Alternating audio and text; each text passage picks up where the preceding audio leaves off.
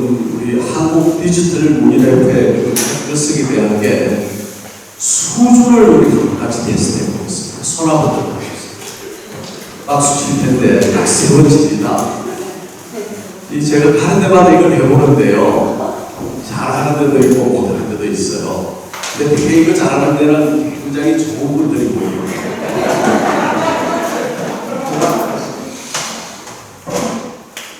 박자 맞춰서 합니다. 시작! 잠깐 들렸죠? 네, 한 번 더 합니다. 왜 그러냐면 지금 이 네 번째 친구는 서울에 걱정을 두고 오셨어요. 좀 잊어버리세요. 네, 여기서는 어떻게 할 방법이 없어요. 다시 세 번째입니다. 시작! 보세요. 연습하면 이렇게 잘해요. 그래서 여러분 공부를 하는 겁니다.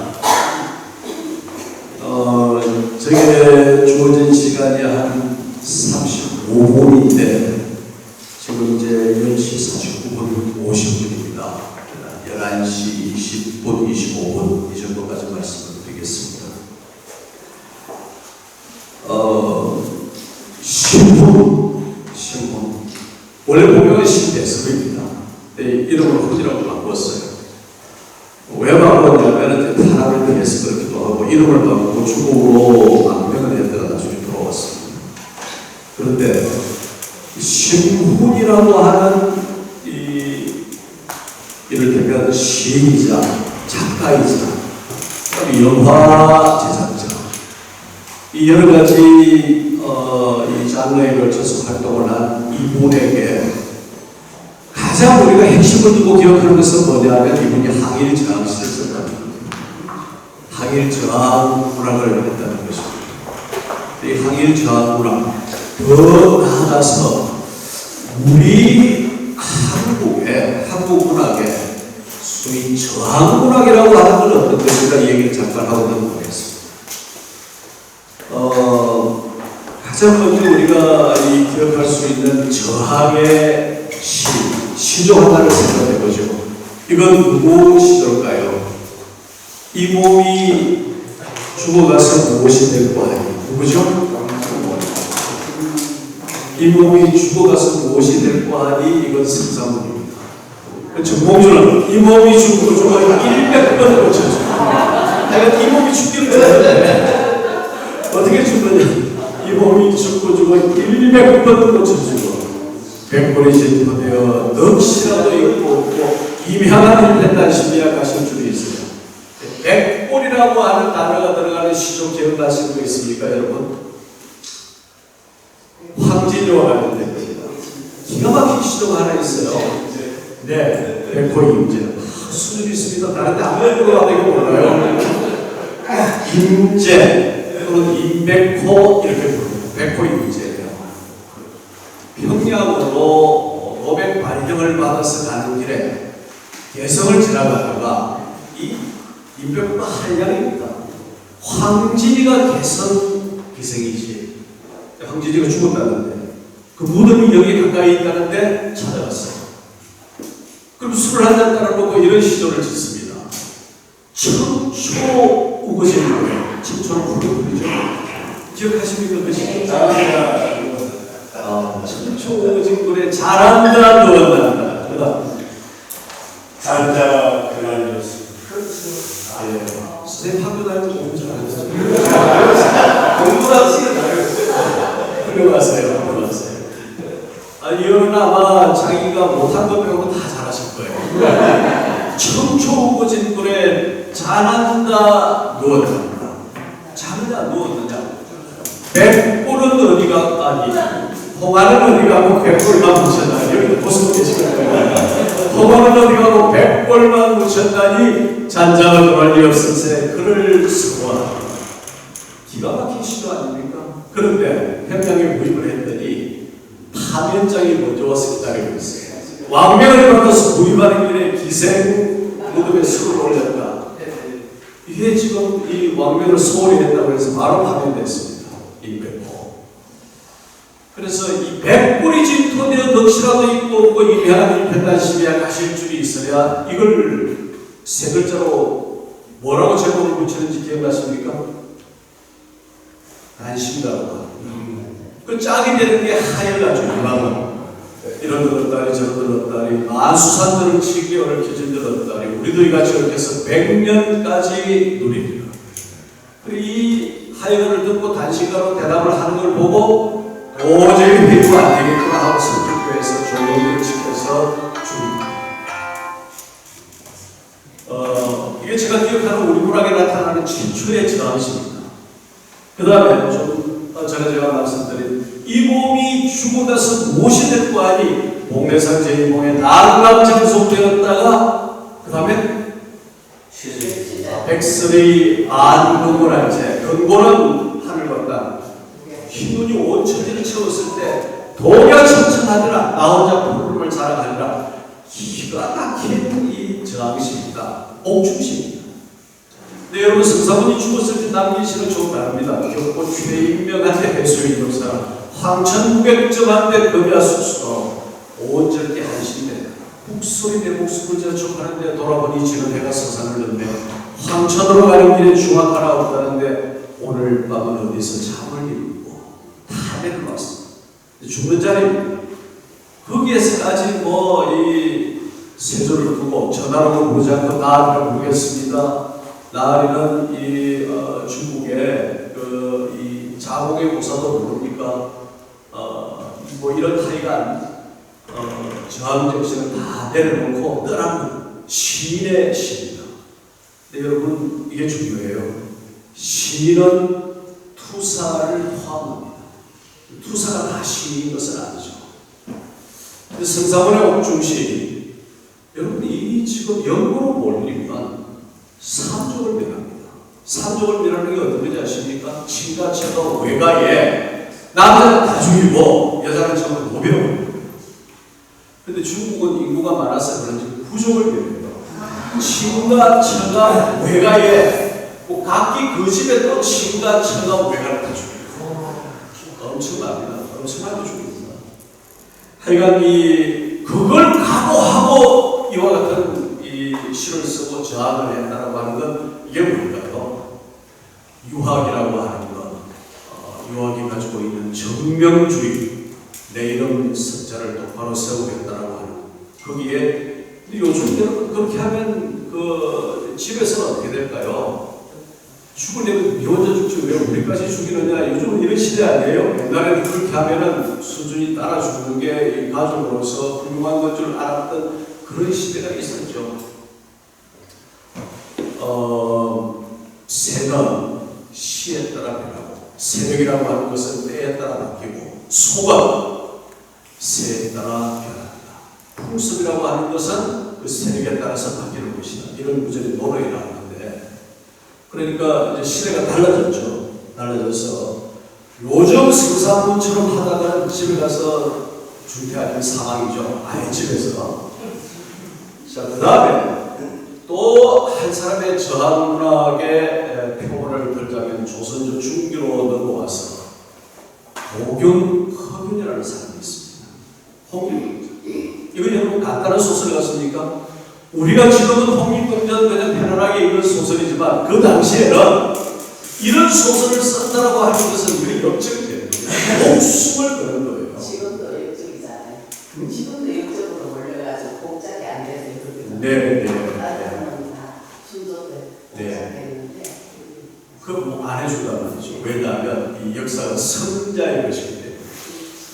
그래서 홍길동을 한번 생각해 보십시오. 서자 출신이에요. 아버지를 부르지 못하고 형을 형이라고 부르지 못하는 이 홍길동이 어떻게 됩니까? 나중에 병조 판서가 되고 율도국이라고 하는 나라의 왕이 됩니다. 뭘로? 도술로. 홍길동이 도술을 어디서 배웠다, 누구한테 배웠다 이런 건 없어요. 그냥 도술을 써요. 그러니까 그 현실의 벽을 뛰어넘으려면 현실적인 방법으로는 안 되는 거예요. 그래서 비현실적인 도술이라고 하는 것이 거기에 들어오는 것입니다. 허균은 나중에 어떻게 죽는지 아십니까, 여러분? 사지를 힘을 당합니다. 사지를 밧줄에 묶어서 거기에 4마리의 소를 연결하고 소를 각기 다른 방향으로 매질을 해서 쫓아버립니다. 기가 막힌 형편이죠. 하여간 그렇게 죽었습니다. 그런데 그로부터 100년 후에 1세기쯤 후에 누가 등장하느냐 하면 허생전을 쓴 연암 박지원이 나옵니다. 근데 박지원이 허생전은 여러분 우리가 지금 읽어보면 이 홍길동처럼 도수를 쓴다거나 이런 거 하나도 없어요. 딱 맨 먼저 등장하는 게 뭐냐면 매정 내성이라고 하는 겁니다. 여기 우리 기업에 계시는 분들 많으니까 매정 내성이 뭔지 아시죠? 오늘날 우리가 적용하는 경제원리를 이미 그때 연합이 있었단 말이죠. 그래서 뭐 말총을 사고 뭐 하고 이렇게 해서 이 빚을 갚고 그리고 나중에 이 의형대장이 찾아왔는데 시사상난 이 식구를 계획할 세 가지 문제를 제기하고 이게 이제 서로 비슷하긴 한데 전혀 반복이 됩니다. 왜요? 허균은 고독한 성장자였어요.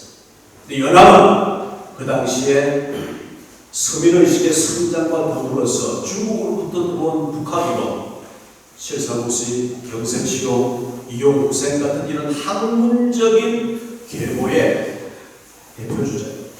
그 사회구도가 이렇게 바뀌었다는 거죠.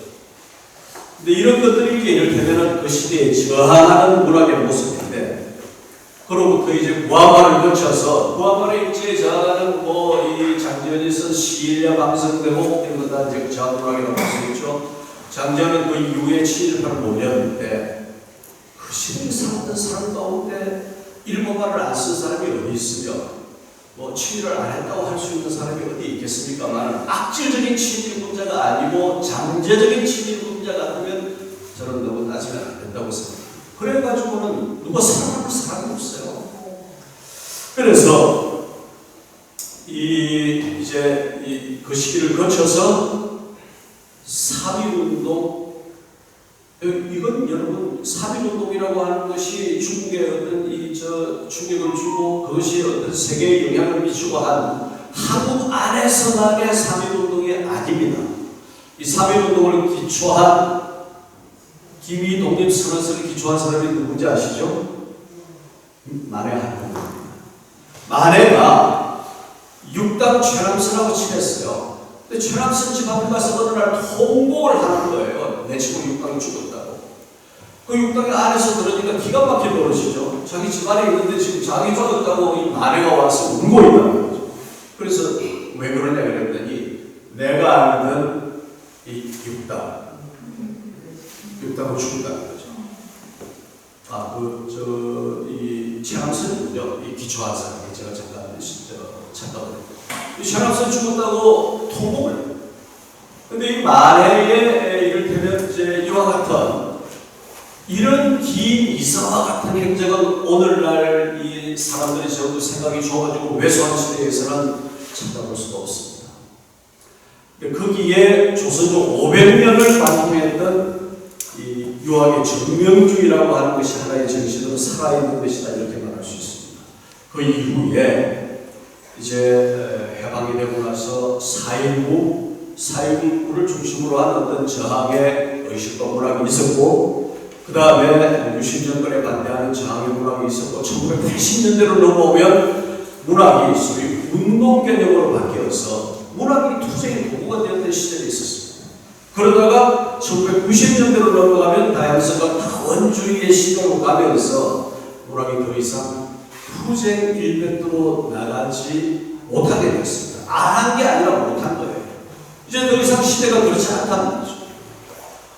그래서 이제 이런 이 저항정신, 저항문학의 계보라고 하는 것이 우리 문학사를 관통해서 이렇게 흘러가고 있습니다. 그 중에 지금 이제 심훈 선생과 관련해서 얘기를 하자면 항일 저항문학을 얘기해야 되는데 항일 저항시 여러분 생각나는 분의 이름 한번 말해보십시오. 이육사. 지금 눈 내리고 매화향기 홀로 아득하니 내역이 가난한 노래의 시를 부르라. 다시 천고의 뒤에 이건 너무 까마득해. 언제 당이 올지도 모르겠어. 오죽하면 시인이 천고의 뒤에 이렇게 말했을까요? 천고의 뒤에 백마타고 오는 초인이 있어 이 광야에서 공로와 부르게 하리라. 우리 여기 최재형 이 독립운동 하신 이 어른의 기도사 앞에 이사장님들 좋은 선생님이 계시고 하는데 여러분 이때 독립운동을 하는 것은 목숨을 내놓는 것이고 자기 목숨뿐만 아니에요. 가족 다 내놓는 거예요. 이 엄청난 일. 자, 이육사가 있습니다. 그 다음에 누구? 아무나 말해보세요. 윤동주. 나는 무엇인지 그리고 이 많은 별빛이 내린 언덕 위에 내 이름자를 쓰고 흙으로 덮어버렸습니다. 내 이름을 쓰고 흙으로 덮어서 암흑의 시대. 딸은 밤을 새워가며 우는 벌레는 부끄러운 이름을 슬퍼하는 까닭입니다. 그러나 겨울이 지나고 나이 되고 봄이 오면 해방됐더라도 지금 이게 올지 안 올지 모르지만 난 그렇게 믿겠다는 거죠. 겨울이 지나고 나이 되고 봄이 오면 무덤 위에 파란 장미가 피어나듯이 내 이름자 묻힌 언덕 위에도 자랑처럼 우리 우승할 거예요. 이 별에는 밤의 끝부분입니다. 원래는 이 끝부분이 없었어요. 딸은 밤을 세워 우는 벌레는 부끄러운 이름을 슬퍼하는 까닭입니다. 가지가 끝이었습니다. 그런데 연희정원을 같이 다니던 정병욱이라고 서울대 국문과 교수를 했던 사람이에요. 윤동주의 후배가 그 부분이 너무 좀 허전해. 그래서 윤동주가 그 뒷부분을 다시 덧붙이는 그런 기록이 남아있습니다. 자, 그 다음에 이육사 윤동주, 그 다음에 또 누가 있죠? 아까 제가 말씀드린 만에 한 분이 있죠? 또 이상화. 매학년들에도 보면 오는가 이상화가 있습니다. 그 다음에 김광섭이라고 하는 시인이 있습니다. 서대문 연구소를 그린 김광섭이라는 시인이 있고, 그리고 지금 우리가 만나고 있는 신분이 있습니다. 전부 몇 사람? 6사람이에요. 더 있을까요? 없어요. 이거 답니다. 많은 것 같죠? 없어요. 그러니까 이 항일저항 정신의 이 주제론적 특성도 중요하지만 이 희소성도 중요해요. 그래서 이 시들을 가지고 뭐 좋다 나쁘다 별로 따질 겨를이 없어요. 이게 이제 말하자면 항일저항 시인데 사람들이 하도 답답하니까 여기에 누구를 갖다 붙이느냐 하면 항일저항 시인 7인집에서 김소월을 갖다 붙입니다. 김소월이 저항 시인일까요? 아닙니다. 김소월은 그 상실과 말소의 시대를 살면서 소울의 입을 통해서 나오는 건 그대로 시가 되는 천재적인 운율 감각을 가진 시입니다. 그렇죠, 여러분? 산으로 꽃피며 꽃이네, 마음으로 없이 꽃이네. 쉽죠. 산에 피는 꽃은 저만치 혼자서 피어있네. 산에서 우는 작은 새요 꽃이 좋아 산에서 사물하네. 산에는 꽃이 꽃이시네. 가을 봄 여름 없이 꽃이시네. 그 잔디 금잔디 심심산천에 묻는 부른 가시진 무덤가에 금잔디. 봄이 왔네, 봄빛이 왔네, 버들나무 끝에도 실가지. 그 다음 보세요. 봄빛이 왔네, 봄날이 왔네, 심심산천에도 금잔디. 초혼이라고 하는 시 아시죠? 처절한 시죠. 예, 이런 여러 시들이 지단의 꽃은 뭐 국민의 애송시이니까 어떤 나라를 가요. 이게 지금 저항시는 아닙니다. 옷과 자유라고 하는 저항의 정신을 보여주는 시가 한두 편 정도 있어요. 그렇지만 김소월을 저항적 시인이라고 부르기는 무리하죠. 그런데 이제 하도 답답하니까 김소월을 여기에 포함시키는 거죠. 근데 여러분 사회주의권으로 가면 이 저항의 문학이 꽤 많습니다. 근데 이 만약에 남북한 통합문학사를 쓴다면 이 문제는 좀 더 기술이 달라지겠죠. 그러나 그것은 추후의 문제입니다. 지금 여러분 제가 이 저항시 도입부를 하느라고 시간이 많이 보냈는데 저처럼 평론가한테 말 시키는 이렇습니다. 저 이 주제에 의해서 본론으로 들어가는데 좀 시간이 오래 걸려요. 그래서 제가 한번 말씀드린 것 같습니다만 평론가한테 말 시키면 한 30분 얘기하고 나서 지금 뭐 질문하셨죠? 이렇게 묻는다고요. 이 얘기를 저한테 해준 분은 여영 선생인데 누가 그렇게 하는가 하면 여영 선생이 꼭 그렇게 해요. 뭘 얘기하면 한두 단어를 가지고 한참 얘기하다가 뭐 물어봤지? 이러시는 거 실제로. 이거 천재셨어요.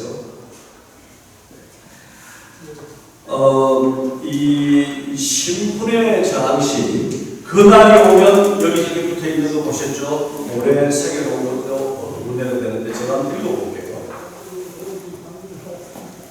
그날이 오면 삼각산이 일어나 더덩실 춤이라도 추고 한가물이 뒤집혀 용소 성칠 그날이 이 목숨 끊기 전에 와주기만 달량이며 나는 밤하늘에 나르는 까마귀와 같이 종로의 인격을 머리로 들이받아 올리오리다. 그리고 여러분 이 치악산 전설에도 나죠. 까치가 머리로 종들이 받는 얘기입니다. 두겹으로 깨어진 산산조각이라도 기뻐서 죽사오에 오히려 무사하니 나오리다. 만약에 일본 이 경찰이 잡아가서 너 이거 뭐야? 이거 그날이 오면 무엇 그날이 온다는 얘기야? 라고 물으면 신문이 뭐라고 대답할까요? 좀 기술적으로 대답하자면 내가 사랑을 고백했는데 그 사람은 내 사랑을 봐주고 그날이 오면 이 말이다.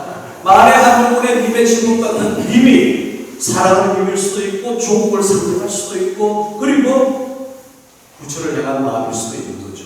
이런 걸 시에 있어서 ambiguity, 애매모호성이라고 하고 현대시가 가지는 중요한 특성 중에 하나가 여러 가지 해석이 가능한 네카의 입방처를 보듯이 여러 방면에서의 관찰이 가능한 것이 현대시의 특징이자 장점이다. 이렇게 이론적으로 설명을 합니다. 그런데 이 신문에 그날이 오면은 신문이 뭐 지금 딴 얘기 아니에요. 해방이 되면 나 종로 때 인경에 머리를 부딪혀서 그 기쁨의 종소리를 울리겠다는 겁니다.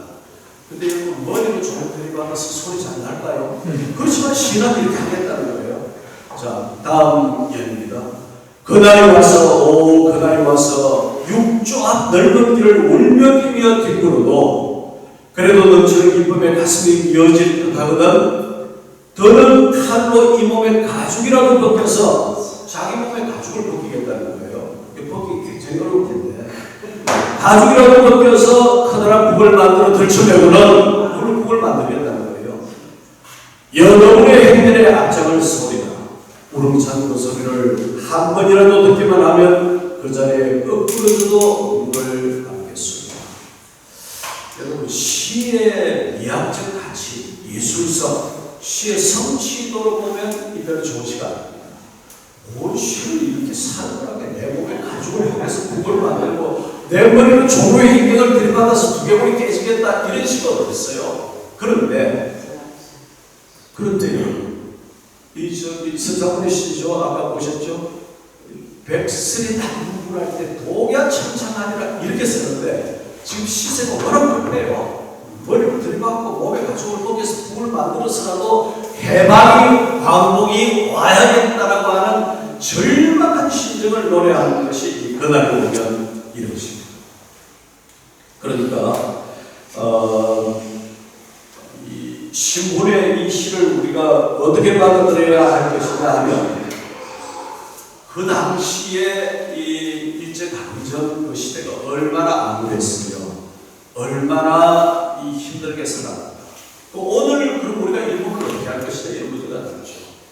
그때의 일들을 생각한다면 한국에 들어와 있는 일본인들 전부 체포해서 감옥에 가두고 고문하고 뭐 해야 될 텐데 아까 제가 말씀드린 것처럼 새는 시에 따라 변하고 속은 새에 따라 바뀝니다. 이제 시대가 지나갔습니다. 그 과거의 원한을 잊어버려서는 안 되겠지만 그렇다고 거기에 얽매여서 과거에만 얽매여서 앞으로 나아가지 못해서는 안 되는 거죠. 이런 것이 과제입니다. 여러분 이런 말 들어보셨죠? 과거의 역사에서 교훈을 얻지 못하는 민족에게 미래를 얻는다. 이게 스페인 태생의 미국 철학자 조지 산타야나라고 하는 사람의 말인데 이 말을 이분만 한 게 아니라 그 뒤에 윈스턴 처칠도 비슷하게 말했고 우리 단재 신청 선생도 비슷하게 말했습니다. 과거에 여기 있네요. 단재 신청 선생. 네.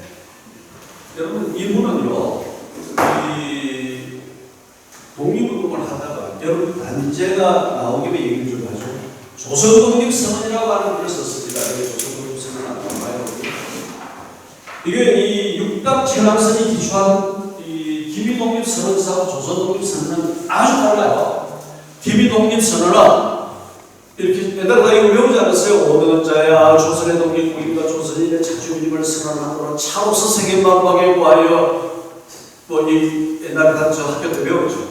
그 중에 보면 우리는 일본의 무시를 탓하려 하는 것이 아니고 일본의 잘못을 탓하려고 하는 것이 아니다. 그 오죽하면 이렇게 썼겠냐면 그런데 단죄의 조선 독립선언은 그거 아니에요.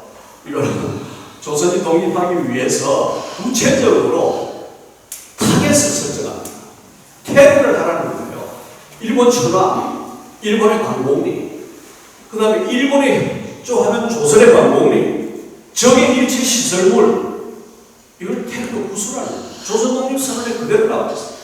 왜 그동안에 우리가 이 조선 독립선언, 단죄의 이 선언문을 안 가르치고 육당의 이 기미독립선언에서만 가르쳤을까요?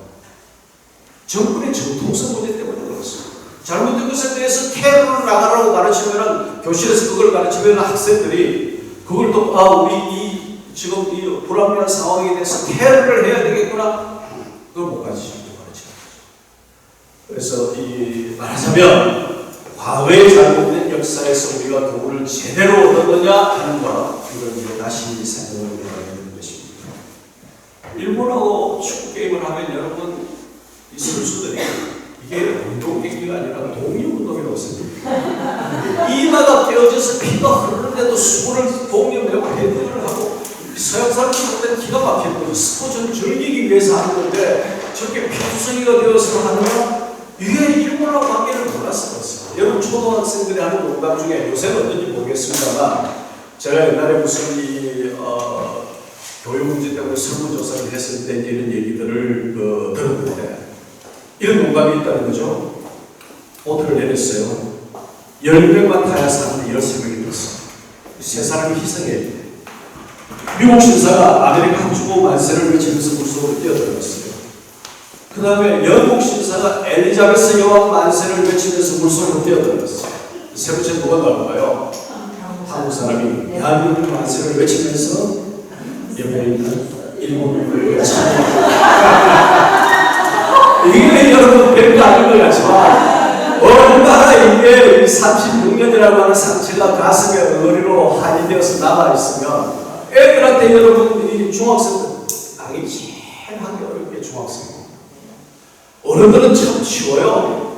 고등학생도 괜찮아요. 차라리 초등학생은 그림 같은 걸 가지고 하면 돼요. 중학생은 뭘 해도 안 돼요.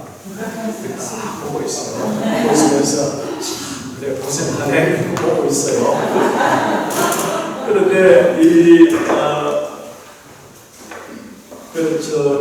인간의 중학교 뭐 이런 데서 저보고 강의하고 그랬는데 제가 중학교 강의 안 하거든요. 근데 이 아이들한테 물어봅니다. 우리가 뭐가 말하는 죠? 제가 원하는 건 정의 말하는 게 좋은데 이런 뭐라고 대답하냐면 한이 말하는 게 좋아요. 아니 뭐 애들이 무슨 한이 그렇게 많아서 한이 말하는 거예요.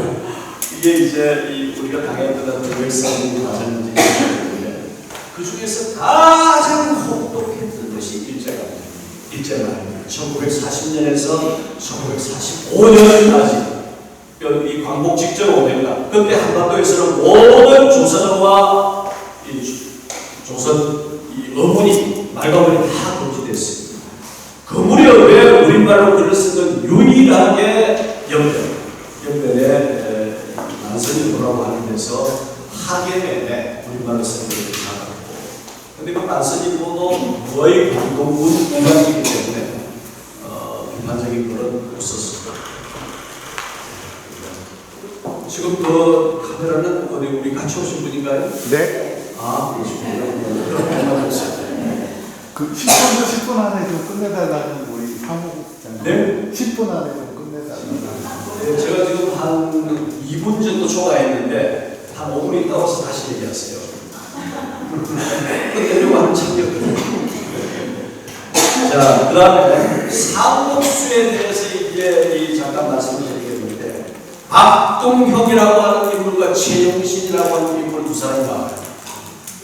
박동형은 이 최영신을 사랑합니다. 근데 최영신은 몸이 약해서 이 농촌에서 영웅운동을 하다가 쓰러지고 또 김부겸 강요했다는 외모 주재소에 잡혀가서 고생을 하고 납니다. 그걸 제 대통령이 바라보면서 어떻게 도와야 할까 전전긍긍하는 이런 상황이 그 속에 있습니다. 지금 시간이 짧아서 신훈이 어떤 작가인가, 신훈이 살았던 그 시대의 문학을 어떤 것이었는가, 이런 얘기는 제가 이제 들을 시간이 없습니다. 다만 상록수만 말씀을 드리면 이 문명태취의 계몽운동, 여기에 두 가지 중요한 요소가, 하나는 그야말로 농촌 계몽의 무궁충전, 나라를 사랑하는 마음이 하나고, 근데 이것만 가지고는 재미가 없어요. 이거 누가 재밌어요? 꼭 해야 되는 것이기는 한데, 당위적인 것이기는 한데 재미는 없어요. 거기에 뭐가? 사랑이 아니고 없습니다. 자, 여러분 중에 저 질문합니다. 나는 그런 사랑을 해본 적이 전혀 없어. 이런 손 들어보십시오. 입장이 곤란하면 가만히 계시면 근데 이런 얘기가 이를테면 소설을 읽는 사람들한테는 재밌단 말이죠. 이 시몬이 그걸 알고 있는 거죠. 왜 알까요? 영화를 만드는 사람이죠. 영화 재미있으면 누가 보겠냐고요. 그러니까 그걸 잘 만들 수 있을지 없을지는 모르지만 그래야 재미있다라고 하는 건 아닌 거죠. 그래서 이 상록수는 사실은 상록수가 소설에 있어서 소설 미학적으로 뛰어난 작품이냐 아니냐 이렇게 보면 그것도 다시 좋은 작품은 아니에요. 다만 한인 저항문학이 그랬던 것처럼 이 시대에 그 숙제를 끌어안고 있는 소설, 그리고 그 시대의 과제를 앞에 두고 몸을 치고 있는 작가의 생각, 이런 것 때문에 우리가 소중하게 생각을 하는 거죠. 그러나 그와 같은 소설도 없다는 거죠. 그래서 1930년대에 우리 소설이 가지고 있는 여러 한계를 넘어서, 자, 30년대의 중요한 소설을 한 세 가지만 얘기해 볼게요. 김유정의 공범이나 공백법, 이건 하늘로 날아올라갔어요. 아주 서술적이다. 이효숙의 메밀꽃 필보력, 이건 현실의 바닥에 땅을 두고 있습니다. 이 작품도 매우 이 서정성이 강하지만 그러나 리얼리즘, 현실주의적인 그런 작품이죠. 그 다음에 이상의 날개나 오감도 같은 작품은 이건 내면의 무의식의 심청을 그리고 있습니다. 이 대표적인 세 작가, 이 작가들은 전부 다 30대 요즘입니다. 그래서 김유정은 하늘, 이효숙 땅에, 이상 땅이 두. 근데 이 사람들이 쓰고 있는 작품의 기법이라고 하는 게 다 뭘까요? 다 상징적이고 직접적으로 발언을 못하는 것입니다. 거기에 비하면 시몬의 성복수는 맞대놓고 얘기하는 거예요. 지금 주지선이 잡혀가서 고생했던 게 뭘까요? 일본의 이 일제강점의 식민 통치가 이렇게 우리 백성들에게 악질적인 존재라고 하는 걸 얘기하는 거예요. 이런 작품이었다는 거죠. 그래서 우리가 이걸 소중하게 생각을 하는 것입니다. 이 시간이 지금 20분이네요. 그러니까 제가 조금 5, 6분 지났는데 여기 오셔서 여러분 뭘 해야 되냐면 쭉 불러보시고 신문이 이렇게 살았구나 하는 것, 우리가 어떤 역사적 사실을 접할 때는 두 가지 관점이 필요해요. 하나는 그 시대의 눈으로 바라보는 것, 그때 신문이 어떻게 했겠느냐. 그 다음 또 하나는 역사 소설을 읽을 때도 마찬가지입니다. 역사를 읽을 때도 마찬가지입니다. 오늘날 이것이 우리에게 나에게 지금 여기 우리에게 무엇인가 이 생각을 해봐야 되는 거죠. 그러니까 우리가 이 신문을 참고하면서 지금 나에게 이것이 어떤 교훈을 줄까? 나는 어떤 다음과 앞차 속에 있는 것인가? 그렇다면 이것을 벗어나는 데 있어서 신문이 생사를 초탈해서 가지고 있었던 그 용기라고 하는 것, 이런 것을 공부해봐야 될 것이 아니겠는가? 또 그것을 표현하는 데 있어서 이야기 구조로 만든다고 하는 것은 객관화한다는 것입니다. 나를 벗어나서 바깥에서 나를 바라본다는 거죠.